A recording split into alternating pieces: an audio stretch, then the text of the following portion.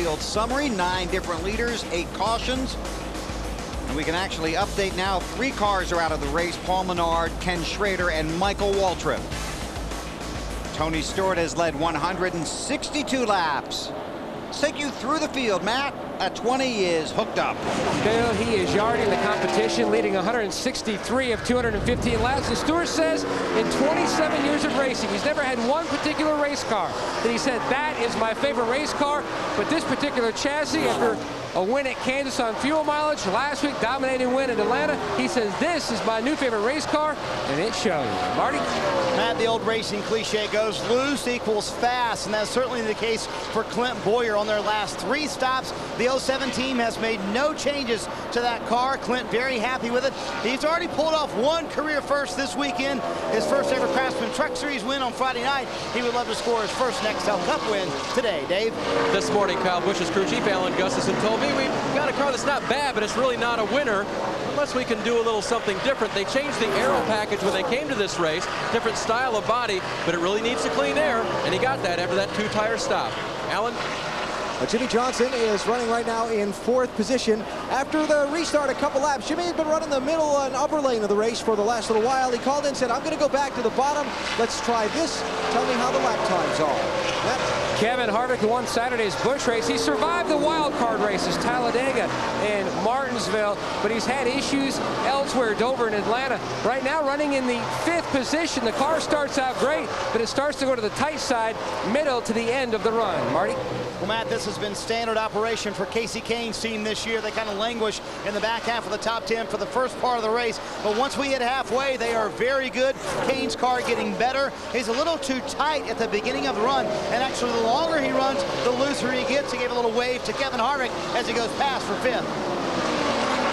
Kurt Busch radioed in recently that his car feels the best that it has all race long since he got booted off the lead after an early pit stop. Here's a team that really needs to find something for 2007 on these mile-and-a-half tracks. On the intermediate speedways this year, their average finish is 25th. Dave? Reed Sorensen is running a car that's kind of old school, according to his crew chief, Jimmy Elledge. It's one that is from earlier this year, but they've made some updates to it. It runs in the top 10.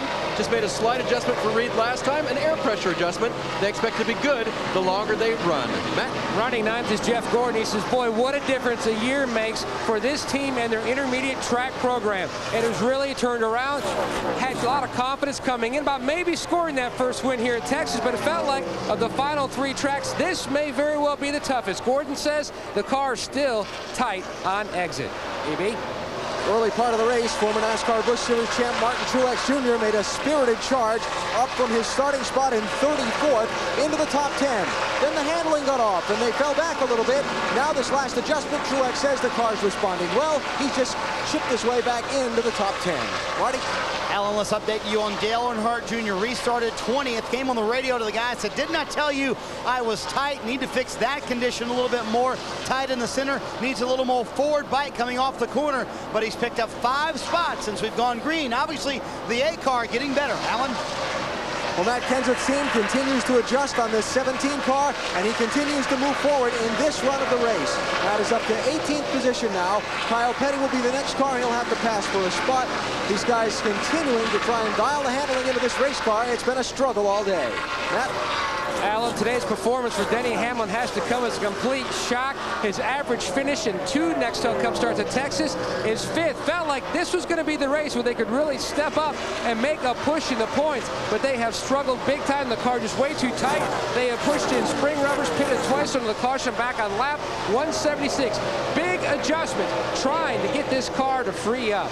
Meanwhile, Mark Martin, his day just continues to get worse, involved in that spin on the front stretch, currently running back in the 30th position. Knows now if he wants to get another win for Jack Roush, it's going to have to come either next week at Phoenix or the season finale at Homestead. Dave? Jeff Burton brought out the caution on lap 90, ran the car into the wall when a right front tire went down. They repaired that car some 67 laps down. He now uses his spotter in a little different way. As cars come toward him, he says, tell the guy behind me he doesn't need to drive through me, and ask him which way he'd prefer to pass me. Jeff being very kind to everyone who wants to go by him late in the stages of this race. Bill? Thank you, Dave. 31 cars on the lead lap. Ward Burton running in the 31st position. Stewart leads by 4 seconds over Clint Boyer. And there you can see how strong he has been throughout the day. Tony Stewart working out, eating a little better, losing some weight, and trying to put the field in his mirror here at Texas.